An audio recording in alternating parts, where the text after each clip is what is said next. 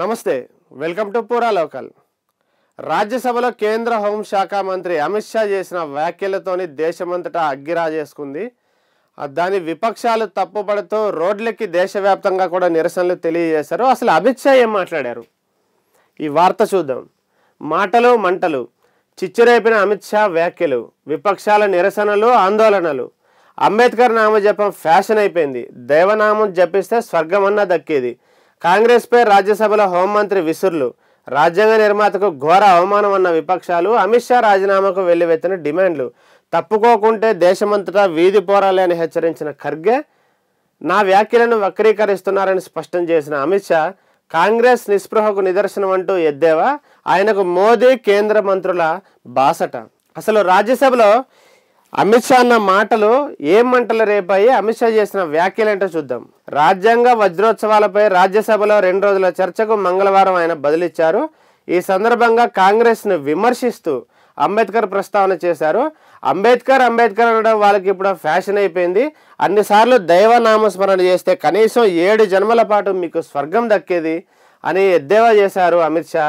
కాంగ్రెస్ పదే అమిత్ షా నామస్మరణ చేస్తుండడం మాకు ఆనందమే, కానీ ఆయనపై వారి అసలు వైఖరి ఏంటో కూడా బయట పెట్టాలని అమిత్ షా ప్రశ్నించారు. అంబేద్కర్ను పదే అవమానించిన చరిత్ర కాంగ్రెస్ది. ఆర్టికల్ 370తో పాటు పలు విధానాలపై నెహ్రూ సర్కారు విధానాలతో విభేదించి ఆయన మంత్రివర్గం నుంచి అంబేద్కర్ వైదొలగాల్సిన పరిస్థితి ఎందుకు వచ్చింది? అలా మీరు నిత్యం వ్యతిరేకించిన అంబేద్కర్ పేరునే ఇప్పుడు ప్రస్తుతం ఓటు బ్యాంకుల కోసం మీరు వాడుకుంటున్నారా? ఇది ఎంతవరకు సమంజసం అంటూ కూడా కాంగ్రెస్పై నిప్పులు చెరిగారు అమిత్ షా. జరిగిన పూర్తి ప్రసంగం ఇది.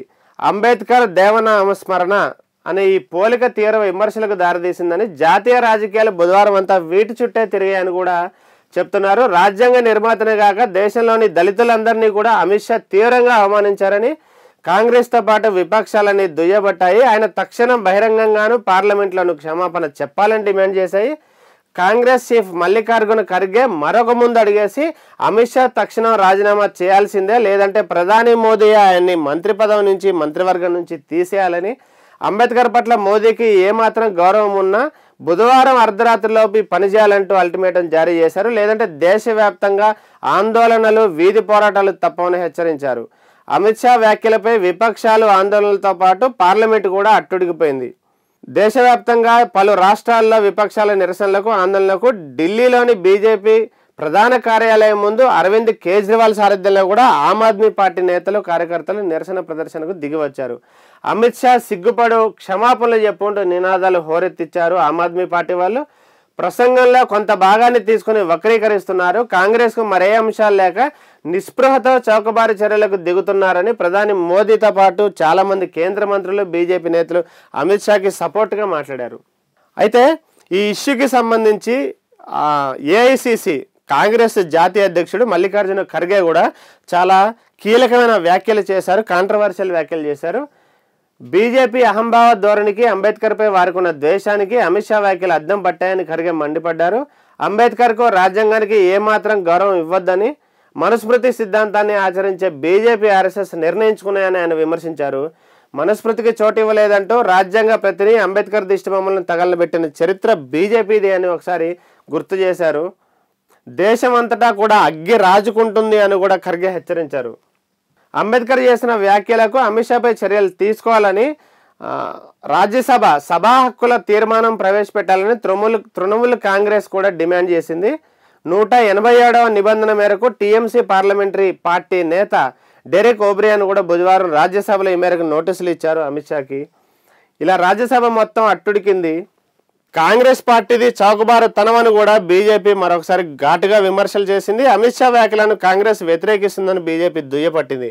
అది ఆ పార్టీ చౌకబారు మనస్తత్వానికి నిదర్శనమని కేంద్ర మంత్రులు రాజ్నాథ్ సింగ్, జేపీ నడ్డా, కిరణ్ రిజిజు, అశ్వన్ వైష్ణవ్, రవనీత్ బిట్టు తదితరులు మండిపడ్డారు. ఈ కిరణ్ రిజిజు కూడా అమిత్ షాకి సపోర్ట్గా నిలబడి పార్లమెంట్ సాక్షిగానే కాంగ్రెస్ వ్యాఖ్యలను ఖండించారు. అంబేద్కర్ని విమర్శించే విధానాలు మా దగ్గర ఉండవు, అంబేద్కర్ ఆదర్శాలను, అంబేద్కర్ ఆశయాలను ముందుకు తీసుకెళ్లడమే మా పార్టీ యొక్క ముఖ్య ఉద్దేశం అని కూడా కిరణ్ రిజిజు స్పష్టం చేశారు. దాన్నే అమిత్ షా రాజ్యసభ సాక్షిగా నిరూపించారని, దాన్ని తట్టుకోలేక ఆయనపై తప్పుడు ఆరోపణలకు దిగారని కూడా రాజ్నాథ్ ఆరోపించారు. దీన్ని విమర్శిస్తూ బీజేపీ మనస్తత్వం బయటపడింది అని చెప్పి అంబేద్కర్ మనవడు ఈ వంచిత్ బహుజన అఘాడీకి అధ్యక్షుడిగా ఉన్న అంబేద్కర్ మనోడు ప్రకాష్ అంబేద్కర్ ఈ మాటల్ని ఖండించారు. బీజేపీ పాత మనస్తత్వం ఆయన మాటలతో భయపడిందని విమర్శించారు. అంబేద్కర్ పట్ల బీజేపీ వైఖరిలో ఎలాంటి మార్పు రాలేదని ఆక్షేపించారు. బీజేపీ మాతృ సంస్థలైన ఆర్ఎస్ఎస్, జనసంఘ్ అంబేద్కర్ను వ్యతిరేకించాయి. రాజ్యాంగాన్ని ఆమోదించే సమయంలో అంబేద్కర్ను తప్పుపట్టాయి. అంబేద్కర్ భావజాలం దేశంలో బలంగా ఉండడం వల్లే బీజేపీ తన పాత ప్రణాళికలు అమలు చేయడానికి జంకుతోందని, ఆ ఆక్రోశం కొద్దీ ఉక్రోషం కొద్దీ ఆయన పట్ల కోపాన్ని ఇలా వెళ్ళగక్కుతుందని అంబేద్కర్ మనవడు ప్రకాష్ అంబేద్కర్ వ్యాఖ్యానించారు.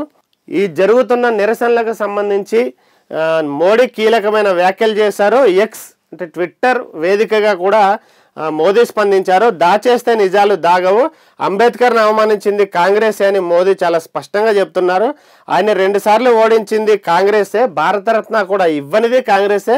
నిజాలు బయటపెట్టినందుకే అమిత్ షాపై కాంగ్రెస్ అక్కసు వెళ్ళగక్కిందని, అంబేద్కర్ పట్ల మా భక్తి ప్రపత్తులు, గౌరవం తిరుగులేనివిగా ఉన్నాయని కూడా మోడీ చెప్పారు. రాజ్యాంగ నిర్మాత అంబేద్కర్ను కేంద్ర హోంమంత్రి అమిత్ షా అవమానించారంటూ ప్రతిపక్షాలు చేస్తున్న ఆరోపణలను నరేంద్ర మోదీ తిప్పికొట్టారు. అంబేద్కర్ని పదే పదే దారుణంగా కించపరిచింది కాంగ్రెస్ పార్టీ కాదా అని నిలదీశారు. కాంగ్రెస్ చీకటి చరిత్రను అమిత్ షా బయటపెట్టారని చెప్పారు. అది తట్టుకోలేక ఆయనపై తప్పుడు ఆరోపణలు చేస్తున్నారని ధ్వజమెత్తారు. నిజానిజాలు ఏమిటో దేశ ప్రజలకు తెలుసని, దాచేస్తే నిజాలు దాగవని కూడా మోడీ ఎక్స్ వేదికగా పోస్టు చేశారు. వాస్తవానికి అంబేద్కర్ను అమితంగా గౌరవిస్తుంది తామేనని, అంబేద్కర్ పట్ల తమ ప్రభుత్వానికి ఎనలేని గౌరవాభిమానాలు ఉన్నాయని ఉద్ఘాటించారు.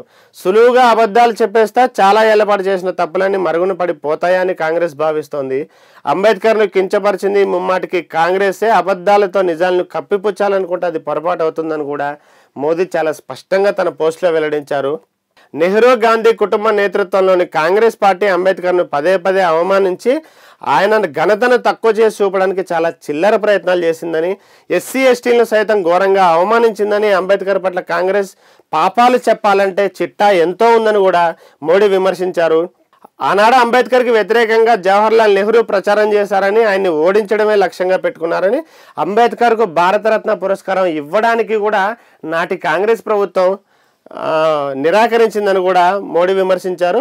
మహోన్నత వ్యక్తి చిత్రపటాన్ని, అంటే అంబేద్కర్ మహోన్నతమైన వ్యక్తి అనే చిత్రపటాన్ని పార్లమెంట్ సెంట్రల్ హాల్లో ఏర్పాటు చేయడానికి కూడా కాంగ్రెస్ ఏనాడు అనుమతి ఇవ్వలేదు. కాంగ్రెస్ ప్రభుత్వ పాలనలో ఎస్సీ ఎస్టీలపై లెక్కలేనన్ని మారణ హోమాలు జరిగాయని, ఏళ్ల తరబడి అధికారం చెలాయించిన కాంగ్రెస్ పార్టీ ఎస్సీ ఎస్టీల సాధికారత, అభివృద్ధి కోసం ఏనాడు కృషి చేయలేదు.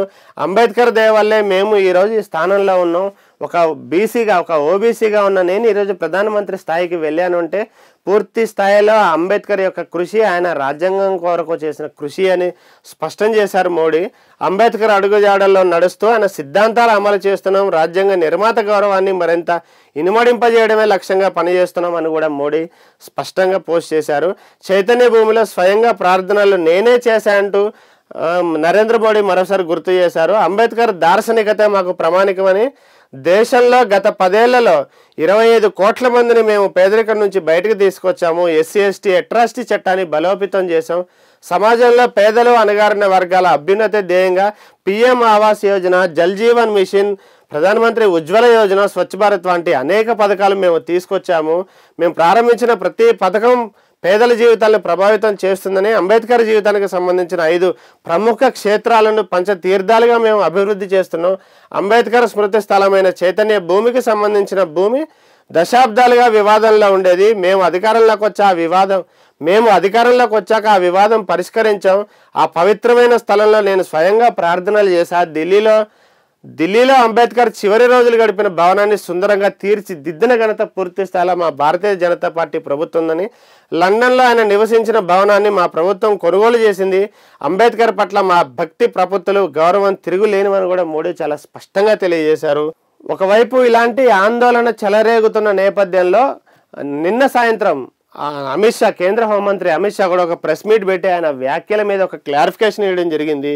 అంబేద్కర్ వ్యతిరేకి అని కేంద్ర హోంమంత్రి అమిత్ షా మండిపడ్డారు. అంబేద్కర్కు వ్యతిరేకంగా నేనేం మాట్లాడలేదు. నేను చేసిన వ్యాఖ్యలను కాంగ్రెస్ వక్రీకరించింది, ఆ పార్టీ అబద్ధాలు ప్రచారం చేస్తుంది అని ఫైర్ అయ్యారు. రాజ్యసభలో అంబేద్కర్పై అమిత్ షా చేసిన కామెంట్లు వివాదాస్పదం అయ్యాయి కాబట్టి దానిపై ప్రతిపక్షాలన్నీ ఆందోళనకు దిగాయి.